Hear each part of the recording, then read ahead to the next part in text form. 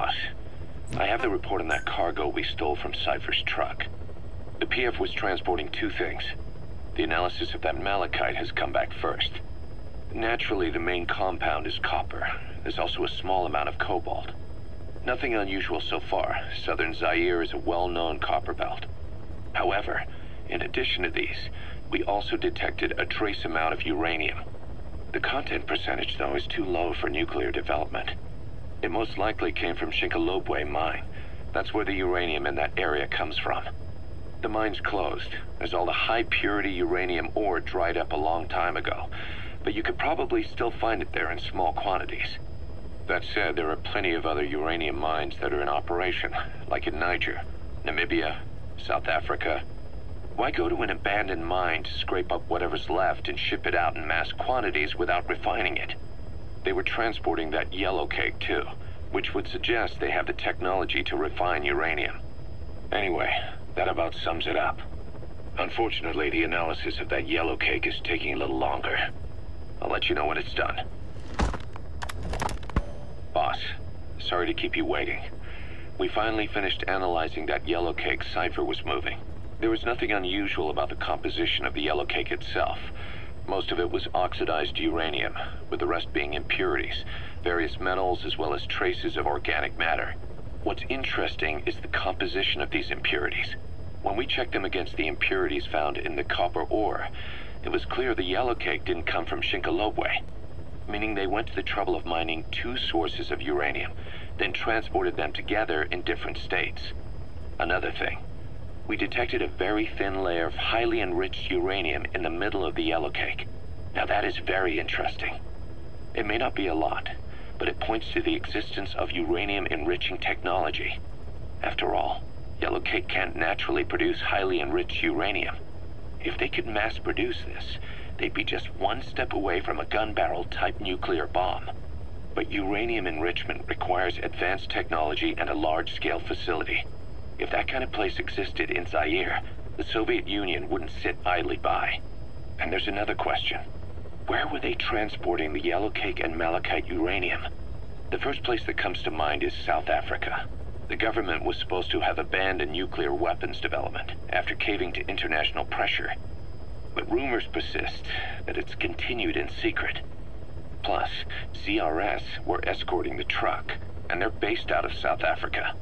And then South Africa does have an abandoned test site. If Cypher's involved with nuclear development in South Africa. But how would that fit with their weapon to surpass Metal Gear? We need more information. Shinkolobwe. There's a name I haven't heard in a while. The U.S. bought a lot of uranium from Shinkolobwe mine during World War II for the Manhattan Project. They even sent a squad from the Army Corps of Engineers to reopen the mine after it was flooded. That's how good its uranium must have been. With that, the world's first nuclear test was a success. Shinkolobwe uranium might have been used in the Hiroshima and Nagasaki bombs too. Just hearing its name is like seeing all the phantoms of the war rise up to haunt us. But all the uranium's dried up, and the mine's been closed for years. So someone reopened it? Right. Zero-risk security seized control of the area and were forcing locals to work in it. And the Zairean government was getting a slice of what they took in exchange for looking the other way. Mobutu has to finance his tastes somehow. He'll gladly sell the rights to some old mine. The question is, why would zero-risk security do this kind of thing? Or rather, why were their employers, Cypher, interested in an abandoned mine? They'd be getting trace amounts of uranium, yet to the naked eye it appears to be ordinary malachite, meaning security would be lax. Not a very efficient way of obtaining it, but easier to move. But how would they enrich it at its destination? Did the yellow cake really have a layer of highly enriched uranium in it? Having trouble believing it? No. If they say it's real, then it's real. In which case, they might have some enrichment method that we don't know about. And this was to test it out? It's possible. And that would mean it's almost complete. Ever since the attack on your unit 9 years ago, the name Big Boss has become known the world over. What do you mean? Those of your men who survived traveled far and wide. They fought throughout the world. In fact, they're part of the reason we have all these PFs now. Every one of them suffered their own phantom pain from losing you. Talking about you wherever they went helped to heal their wounds. Your actions and words, your legend, has been told on every battlefield they've set foot on. Obviously, as the tales have spread, the truth's been distorted, painted over. Big Boss sacrificed himself to show us the threat that Cypher poses. He sounded a warning, so it goes. A warning? Too much power destroys the hands that hold it. Apparently, you chose to be a living example of that. I never said any of that. The moment any truth is passed on, it starts turning into fiction. The problem is, fiction inspires people more than facts. To the world, you're now the legendary mercenary Big Boss. The lessons you've taught the PFs are the reason they're so widespread. They're the reason they've survived. And you know what they all aspire to? To one day go nuclear, just like you did, and stand up to Cypher. Of all the stupid things you could do.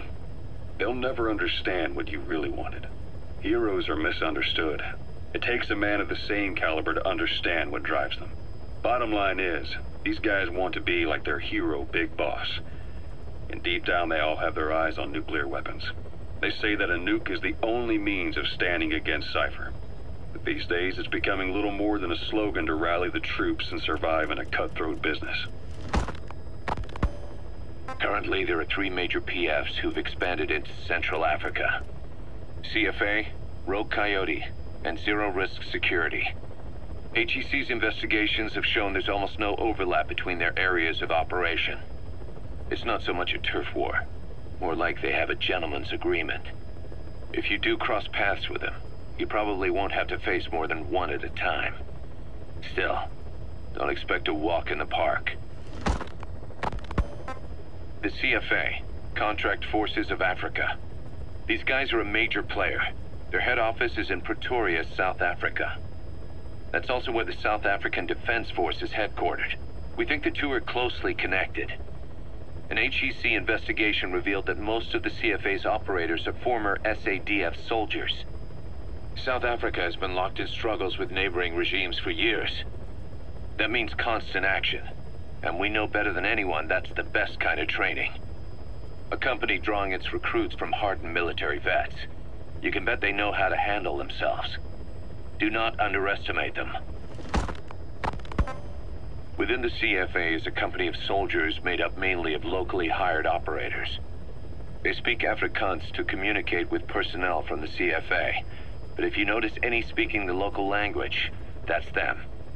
Though hired from the local population, they were originally part of a paramilitary group, so they'll have plenty of combat experience.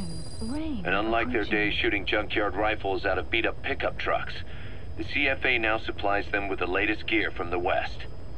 On top of that, they've been combat trained by the South African Army. All that adds up to a much stronger fighting force. So don't brush them off. Look at the Angola-Zaire border region. The east bank of the Munene River in particular. It's a microcosm of a problem that stretches all across Africa. There's a civil war going on in Angola, fought between the government MPLA and the Western-backed UNITA. Zaire is still a dictatorship under President Mobutu, but numerous uprisings have broken out in its remote regions. With all the trouble elsewhere keeping their hands full, neither government has control over their side of the border. They depend on militias and PFs, as do the rebels. Government forces, guerrillas, militants, groups of all shapes and sizes hawk whatever resources they can to hire PFs. Conflict brings PFs. PFs expand the war zone, and more conflicts erupt in a continuous chain reaction. Sounds like our kind of work. Mother Base could grow by leaps and bounds. Hard to believe how many of those bipedal weapons have popped up around Africa. When did that start? No more than 6 months ago. Didn't really hit me until I came here. They're not supposed to be in use yet. Emmerich says they were still doing the last round of fine-tuning. The doctor has no idea. His research has already hit the black market. Both sides of the Iron Curtain will have it by now. Even so, they're spreading much too fast. Sure, the Walker gears can operate in any terrain. Their mobility's just as good in the jungle as it is in the desert. That would come in handy in a place like Africa. They are modules that can one day be used as nuclear weapon systems. And with that in mind, the numbers are way too large. There must be another reason they're so widespread. Like what? It's all about needs. To small-time outfits like most of these private forces, this product is a dream come true. Hell, it goes beyond PFs. This is the ultimate weapon, the forbidden fruit, for anyone with an enemy to fight and people to defend. A nuclear deterrent. Exactly. Sounds familiar, huh? PFs are all operating off your playbook. You created these times. But could this be the new weapon in Africa that Emmerich talked about? If it is, why is Cypher letting everyone and his brother get their hands on one? What comes next? Selling nuclear weapons in the open? Making them public property? Why don't they give that a try? Then the next war really will be fought with sticks. Right. The man we're dealing with isn't foolish enough to make a suicide pact with the world. So, what is Cypher really up to? Zero-risk security aren't as hardcore a military outfit compared to the other two PFs in this region. The company sends operatives to conflict regions around the world, not just Africa. They have decades of combined experience. They're also based out of South Africa. Their headquarters is in Johannesburg. A lot of their work involves corporate security for South African companies, but a good number of their operators are retired South African military. So don't mistake them for a bunch of security guards. Rogue Coyote operates mainly out of Africa these days. Of the three PFs, they're the smallest. However, they scooped up most of the Rhodesian SAS after the country collapsed 4 years ago. Picture their entire organization as one big special forces unit. With Rhodesia a British colony, the Rhodesian SAS had its origins in 22 SAS Sea Squadron. They started out as a group known as the Southern Rhodesia Volunteers, but in '51 they were incorporated into 22 SAS as members of the British Commonwealth and deployed to fight guerrillas in the Malayan emergency. Even now, 22 SAS keeps the Sea Squadron designation empty in recognition of their service. In a way, you could say the SAS almost makes up the core of Rogue Coyote. Later on, they were bolstered by other talent, including former Celis Scouts and 32 Battalion. These guys are direct descendants of the best special forces in the world. They won't go down without a fight. Don't get careless. Kungenga Mine. A civil war's been going on in that region for the last 20 years. It's being fought by what are now two ethnic groups, the Buta and the Mbele. Originally, you could barely tell them apart, but the reason for the current armed conflict goes back to World War I. After the war, their land was colonized by a European power, and it decided to give local control to the Buta. That split the two groups into rulers and subjects, laying the foundations for an inevitable civil war. The friction between them remained even after they won independence from Europe. The Buta are holding on to power to this day, and the Mbele rebels continue to fight back. The conflict is funded by locally mined gold, rare metals, diamonds. They've used the money from those to arm themselves, buy oil, and even hire PFs. The Buta administration owns the mining rights to Kungenga Mine. But most of the laborers are Mbele, who they've taken prisoner. The product they've gouged out of their land is bought up by cheap Western corporations. And the civil war is fueled by the profits. That's how it goes. One country's people is split apart by another country. Then the two groups tear up their own land for money in order to fight each other. Now this civil war started by a foreign power is the norm, and it's sucking up all the country's resources. PFs are just the same. They follow the money, taking war with them wherever they go. That goes for us too. It's an endless river of bloody retaliation, and we're standing downstream. Should we make a stand and staunch the flow? Or wade in amongst the corpses and make a bigger splash than the rest? We'll follow your lead, boss. Boss, about those invalids you saw in that devil's house. Poor bastards. All strapped down to the beds, with those lumps on their chest. The medical staff tell me they were probably a type of cyst. Cysts can get that big. In some cases, yes. But supposing they're a kind of atheroma forming on the surface of the skin, the size is just too big, and the appearance is all wrong. In the end, the medical team were at a loss. Those lumps were like nothing they'd ever seen. The fluid you said you got on your prosthesis when you touched one was burned off in the fighting, and the factory burned down too. None of the tests we did once you were back at the base revealed a pathogen that could have caused them. meaning we don't have a single sample to work with. Everything went up in flames. What worries the medical team most is whether it's contagious. Whether there's a chance we could end up like that. And? Mother Base's sanitation control has always been strict. After all, war is great at transporting diseases. For the time being, at least. There's no sign of contagion or any symptoms that could be related. One more thing. About the surgery that had been performed on the people in the Devil's House. Yeah? You said that their throats were cut open, with an acoustic tube pushed inside? Right. The tubes were hooked up to tape recorders, playing some kind of audio. Well, we picked up some of that audio through your radio transmissions and recorded it here. The intel team has been working on analyzing the communications log. What have they found? There's nothing tying the contents together.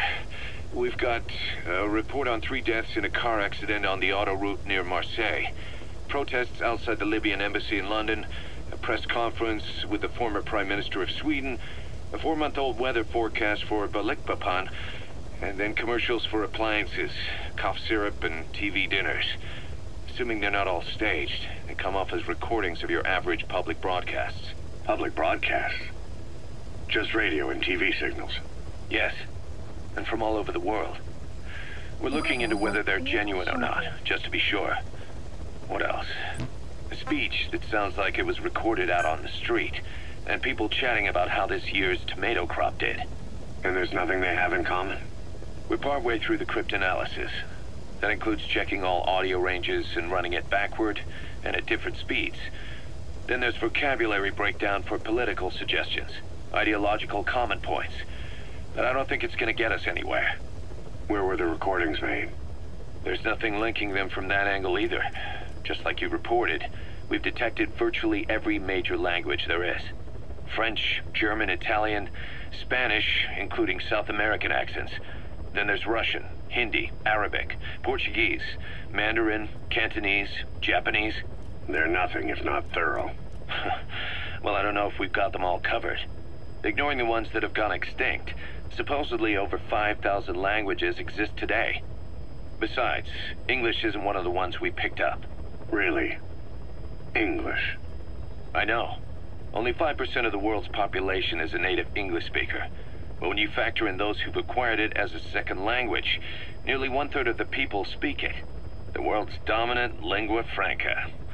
You gotta figure they had it somewhere among all the languages in that place. No English. Bear in mind, we didn't hear everything that was played in that room. We couldn't isolate the more distant sounds due to static, and the program could have been set to change every day. In a nutshell, for reasons unknown, people in that room with a common medical condition were made to listen to recordings in languages from around the world. It's not clear how the growths on their chests fit into it. It could have been treatment for them, or maybe an experiment of some kind. I'm guessing one person knows. Yeah, Skullface. He was there. The only thing we can say for sure is that he's involved. Snake, I wanted to ask you about the man on fire. What do you remember from the hospital? Anything we can use? Well, he took off the moment the sprinklers started up. Sprinklers? The fire system? And when he got sprayed with water from the burst pipe, it slowed him down.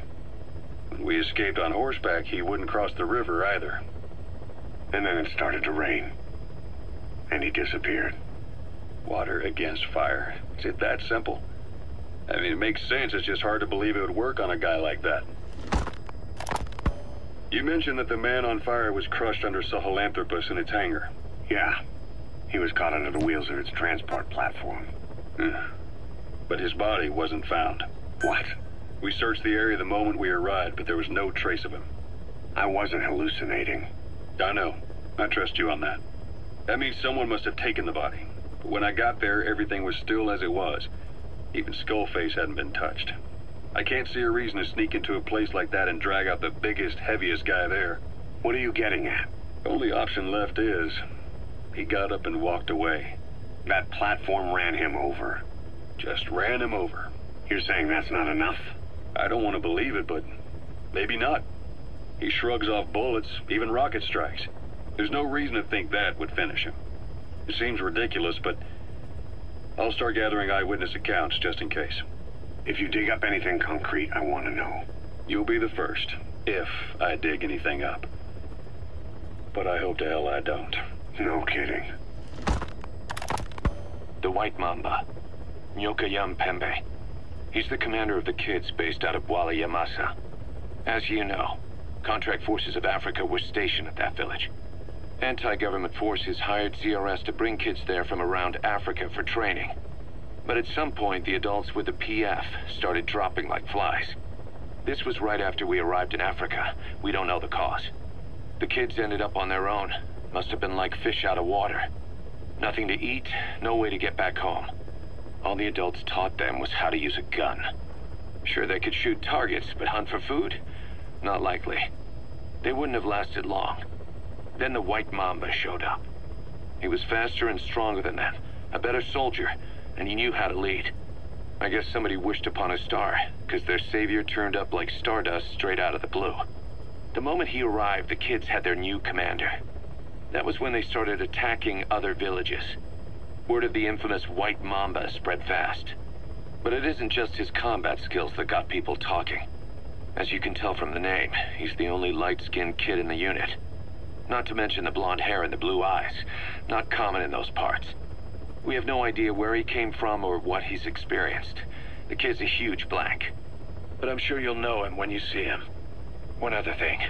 He's still a kid, so don't kill him. Be careful not to hit him with anything lethal. Not even a flesh wound. Our mission objective isn't just suppressing a bunch of militants. This is a DDR operation of the kids in that unit. DDR stands for disarmament, demobilization, and reintegration. Disarmament is obvious. We take their weapons off their hands. The demobilization part means dismantling their military organization to ensure they can't arm themselves again. To do that, you need to capture the unit's commander and have him order his men to disband. In this case, the commander is the White Mamba. There's nobody above him, so he's all we need to grab. Finally, reintegration. Through education and occupational training, we give them a means to live besides war. A lot of kids born in a war zone don't know any other way to live. So before they find themselves back there, we teach them another skill. I'd like to establish this rehabilitation process at Mother Base. That's why we're bringing those kids back here. It's not so much for their sake. It's for the world that we're trying to create. No other way about it. Those kids are amateurs. Bad for business to have them running around where we're trying to work. Bring them all back if possible. Or as many as you can.